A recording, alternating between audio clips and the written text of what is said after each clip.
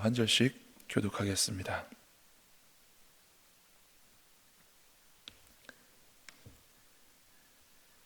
예수께서 여리고로 들어가 지나가시더라.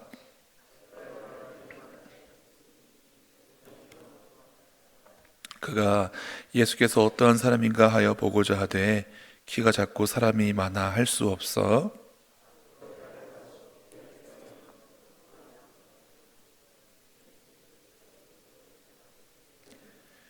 예수께서 그곳에 이르사 쳐다보시고 이르시되 삭개오야 속히 내려오라 내가 오늘 내 집에 유하여야 하겠다 하시니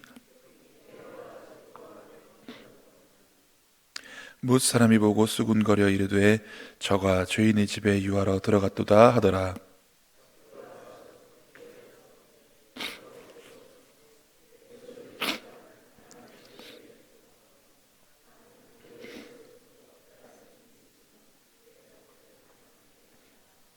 예수께서 이르시되 오늘 구원이 이 집에 이르렀으니 이 사람도 아브라함의 자손이미로다. 인자가 온 것은 잃어버린 자를 찾아 구원하려 함이니라. 아멘. 밤새 평안히 잘 주무셨습니까? 이 새벽에 나오시는 우리 성도님들께서는 어떤 유형이신지 잘 모르겠습니다. 새벽 기도에 나오기 위해서 알람을 맞춰놔야지 되는 사람이 있고요. 그렇지 않은 분은 그냥 하나님께서 아침에 눈 떠주시면 새벽 기도에 나올 시간이어서 나오신다는 그런 분도 계십니다. 근데 대부분은 아마 새벽 기도에 나오기 위해서 전날 밤에 알람을 해 놓으셔야겠죠. 또 아침에 알람이 울리면 우리는 고민을 합니다. 지금 바로 일어날까? 아니면 5분만 있다가 일어날까? 많은 고민을 아침에 눈을 뜨자마자 하게 됩니다. 그리고 둘 중에 하나는 선택을 해야 합니다. 인터넷 글에 어느 청년의 글이 올라왔습니다. 자기의 월급이 많지 않아서 퇴근길에 4,000원짜리 도시락을 편의점에서 사야 될지 그보다 조금 나은 500원 더 많은 4,500원짜리 도시락을 사야 될지 고민하는 자기의 모습을 보고 조금 씁쓸한 생각이 들어서 글을 올렸나 봅니다. 그랬더니 밑에 나도 비슷하게 고민을 합니다. 7,000원짜리 된장찌개를 먹을까? 8,000원짜리 김치찌개를 먹을까? 다들 고민을 하고 또 선택을 하며 살아갑니다. 오늘 본문에 나오는 삭개오도 여러 차례 고민하고 선택해야 하는 일이 생겼습니다. 모두 다 아시다시피 삭개오는 세리장입니다. 당시 이스라엘에서 세리장이라고 하면 죄인 취급을 받고 매국노 취급을 받았습니다. 성경에 보면 예수님이 오시기 600여 년 전부터 이스라엘이 바벨론에게 망하고 또 다니엘서에 보면 다니엘이 바벨론 왕과 메대 왕과 그 다음에 페르시아 바사 왕까지 있었다라는 기록으로 봐 그 이후에도 계속해서 이스라엘은 독립을 한 적이 없습니다. 성경에 잘 나와 있지 않지만 그 이후에 알렉산더 대왕이 이끄는 그리스 헬라가 또 나중에는 예수님 시대에는 로마가 이렇게 번갈아 가면서 계속해서 이스라엘을 통치했습니다. 그러니 이스라엘 땅에서 세리장으로 살아간다는 것은 자기 동족의 고열을 빨아서 통치자들에게 갖다 바치는 매국노와 같은 안 좋은 이미지가 있었습니다. 그래서 오늘 본문 7절 말씀에 보면 예수님께서 삭개오 집에 들어가겠다고 할 때 사람들이 수군거립니다. 7절 말씀 한번 읽어보겠습니다. 뭇 사람이 보고 수군거려 이르되 저가 죄인의 집에 유하러 들어갔도다. 그런데 사람들이 예수님께서 삭개오의 집에 들어가고 할 때 그 반응이 예수님께서 삭개오의 집에 가는구나 하지 않고 죄인의 집에 왜 가시려고 하지?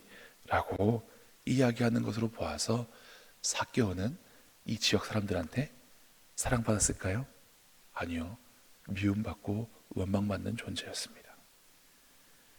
신기하게도 삭개오의 이름의 뜻은 좋은 이름의 뜻을 갖고 있습니다. 헬라어로 사카오 이렇게 하는 이 삭개오는 헬라어가 아니라 사실은 히브리어의 이제 자카이라는 말에서 왔습니다. 순전하고 또 의로운이라는 뜻을 갖고 있는 사람, 이름의 뜻입니다. 그러니까 삭개오야라고 부르면 순전한 자야, 의로운 자야 라고 이렇게 부르는 그런 의미가 있는데, 삭개오는 자기 이름의 뜻대로 순전하고 의롭게 세리장의 업무를 할 수도 있었겠지만, 당시 대부분의 세리들은 동족 이스라엘에게 미움을 받는 대신에 세금을 거둘 때 조금 더 과하게 걷어서 중간의 것을 착복해서 그것으로 부유하게 살면서 대리만족을 하고 혹은 보복 심리를 가지고 그렇게 행하는 일들이 다반사였다고 합니다. 그러니까 삭개오는 자기의 이름의 뜻대로 순전하고 의롭게 살 수도 있었고, 또 평상시 보통 세리들이 하는 일과 같이 자기를 미워하는 대상들을 향하여 보복 심리를 가지고 더 과하게 속여서 이득을 취하는 일을 할 수도 있었습니다. 그런데 다 알다시피 삭개오는 자기의 이름의 뜻대로 살지 않고 남들 다른 세리들이 하는 대로 하였습니다. 이것이 왜 중요한가? 우리도 삭개오와 같은 존재이기 때문에 그렇습니다. 성경은 분명히 우리에게 말씀하십니다. 우리는 하나님의 형상대로 지으심을 받았다. 겉으로 드러나는 외형뿐만 아니라 하나님의 속성과 그 성품까지도 우리는 다 함께 지으심을 입었습니다. 그래서 다들 선을 행하고자 하는 의지가 있습니다. 그러나 죄가 들어옴으로 말미암아 사람은 그 하나님의 형상을 잃어버리고 그 하나님의 형상이 깨어지고 죄인이 되었고 죽을 수밖에 없는 존재가 되었습니다. 태어날 때부터 이름은 순전하고 의롭다였지만 결국엔 죄인이 된 것처럼 우리도 하나님의 형상대로 지음을 받았지만 죄가 들어와서 죄의 소욕에 때로는 무릎 꿇고 죄를 짓고 난 뒤에 후회하며 사는 그런 존재가 되었다라는 것입니다. 삭개오는 그런 상태에서 여리고에 예수님께서 오신다는 소식을 들었습니다. 그리고 궁금했습니다. 뭐가 궁금했을까 고민해 봤습니다.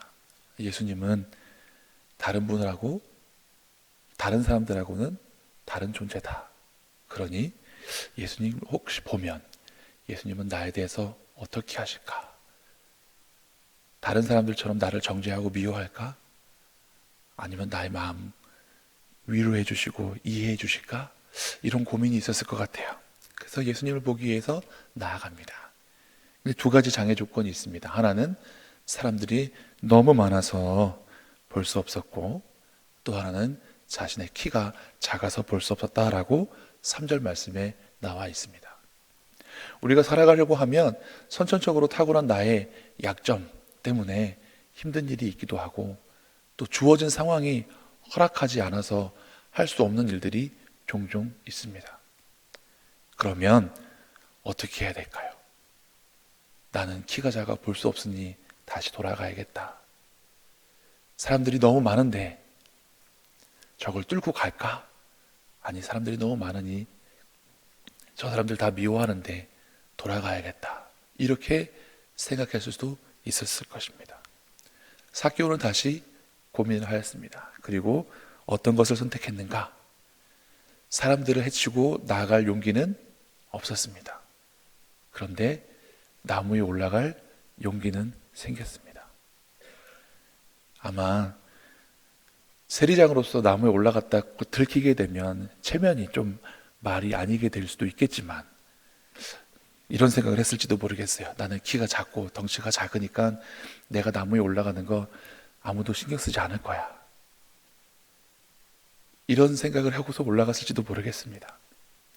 암튼 사람이 많아서 갈 수 없는 것은 자기가 미움을 받고 원망을 받기 때문에 그것을 해치고 예수님께 나아갈 용기는 나지 않았지만, 다만 먼 발치에서라도 예수님을 볼 수 있다면 자기의 체면을 내려놓고 나무에라도 올라가서 멀리서라도 예수님을 보고 싶었습니다. 누구나 그렇습니다. 죄가 있고 부끄러우면 용기 있게 나서기 어렵습니다. 아마도 삭개오가 그랬던 것 같습니다. 근데 삭개오가 올라간 나무의 위치에 대해서 4절 말씀에 이렇게 기록이 되어 있습니다. 한번 읽어보겠습니다. 앞으로 달려가서 보기 위하여 돌 무화과 나무에 올라가니 이는 예수께서 그리로 지나가시게 되밀어라. 삭개오 생각하기엔 저 나무 위로 올라가서 기다리고 있으면 예수님께서 요 앞으로 지나가시겠구나 라고 생각을 합니다. 그런데 5절 말씀 앞부분에 이렇게 되어 있습니다. 예수께서 그곳에 이르사. 삭개오는 지나가는 예수님이라도 보고 싶어서 나무에 올라갔지만 예수님께서는 정확하게 삭개오가 있는 나무에 도착하고 이르셨습니다. 무슨 말인가? 삭개오는 예수님이 지나가는 것만 해도 되는데 그 예수님은 자기를 향하여 오시고 계셨다라는 말씀입니다. 이것이 왜 중요한가? 마태, 마가, 누가복음을 공간복음이라고 합니다. 요한복음에서는 예수님의 공생의 초기에서부터 예루살렘에 갔다 오시고 중간에도 갔다 오시고 이렇게 예루살렘과 갈릴리 지방을 왔다 갔다 하는 걸 볼 수가 있습니다. 그런데 마태, 마가, 누가복음, 이 공간복음은 예수님께서 세례 받으시고 광야에서 기도하시고 사단에게 시험을 받으신 다음에 사역을 시작하신 후 갈릴리 지방에서 사역을 하시다가 나중에 십자가를 지시고 인류 구원의 그 목적을 이루시기 위해서 예루살렘으로 상경하는 구조로 되어 있습니다. 그런데 갈릴리 지방에서 예루살렘으로 가려고 하면 성경에 등장하는 지역이 있는데 그 지역이 바로 여리고성입니다. 여리고를 지나야 예루살렘으로 갈 길이 열리기 때문에 그렇습니다. 사마리아 쪽으로 바로 내려오는 길이 있지만 대부분의 유대인들은 갈릴리 지방에서 사마리아를 거치지 않고 사마리아 사람들을 미워했기 때문에 요단 동편으로 가서 저 아래로 내려온 다음에 여리고성이 있는 지역에 왔을 때야 다시 요단강을 건너서 유대 땅으로 들어오는 그런 일들이 일반적인 루트였습니다. 그런데 다른 복음서에서는 그게 한 명이 됐던 두 명이 됐던 디메오 아이들 바디메오든 맹인의 눈을 뜨게 해주시는 이 기적만 기록되어 있는데 누가복음에서는 삭개오가 등장을 하고 이 삭개오에 대해서 예수님이 말씀하시기를 오늘 10절 말씀에 이렇게 기록이 되어 있습니다. 한번 읽어보겠습니다. 인자가 온 것은 잃어버린 자를 찾아 구원하려 함이니라. 예수님께서 십자가를 지시고 죽으시러 그 예루살렘에 올라가는 그 길 여정 가운데서도 분명히 예수님께서 이 땅에 오신 목적에 대해서 말씀해 주고 계신 것입니다. 잃어버린 자를 찾으러 왔다. 원래 그 의미, 순전하고 의로운 그 자녀가 그 이름의 뜻대로 살지 못하고 죄인으로 살고 있는 것을 예수님께서는 찾으러 오셨다라고 말씀하시는 것입니다. 예수님께서 잃어버린 자라고 표현했습니다. 사람들은 뭐라고 불렀죠? 죄인이라고 불렀습니다. 사람들은 죄인이라고 손가락질하고 벌받고 미움받아야 마땅한 존재라고 생각하는 것을 예수님께서는 아니야, 잃어버렸던 하나님의 자녀야, 다시 찾으러 왔어 하고 말씀하고 계신 것입니다. 누가복음의 이 위치에 삭개오가 나오는 이유는 제 생각에는 예수님께서 십자가를 지시고 죽으시기 위해서 이 땅에 오신 그 목적을 다시 한번 확인하시기 위함이 아닌가라는 생각이 들었습니다. 이제 삭개오는 다가온 예수님을 향해서 고민했을 것입니다. 예수님이 오는데 아는 척을 할까 말까.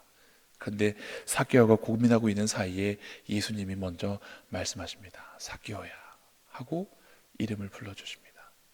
그리고 내가 오늘 너희 집에 유해야 하겠다.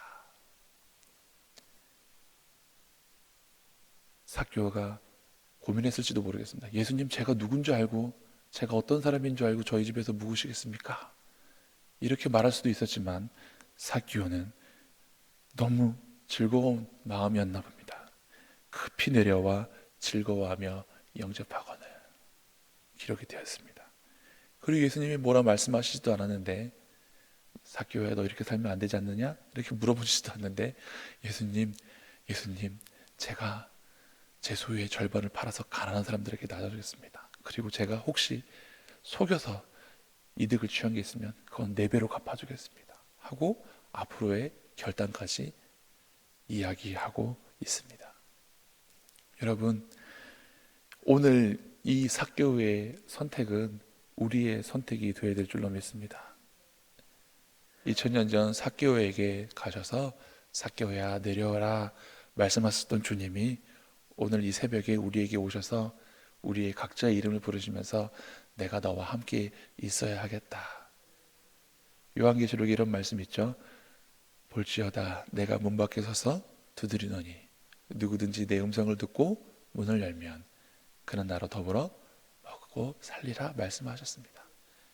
주님께서 오늘 삭개오를 찾아오신 것이 아니라 우리를 찾아오셔서 잃어버린 너희를 찾으러 왔다 부르실 때에 즐거운 마음으로 영접하실 수 있기를 바랍니다.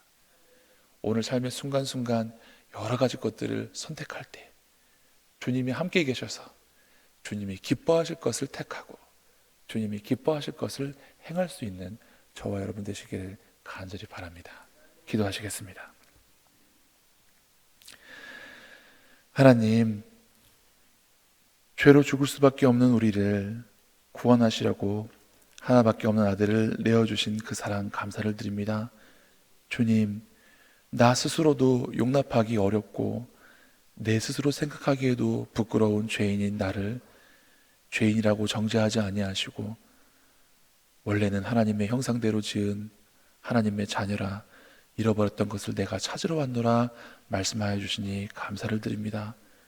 나를 찾아오신 주님에 대하여서 온전한 선택, 올바른 선택을 할 수 있는 저희들 되게 하여 주시옵소서. 삭개오가 자기 이전의 삶을 버리고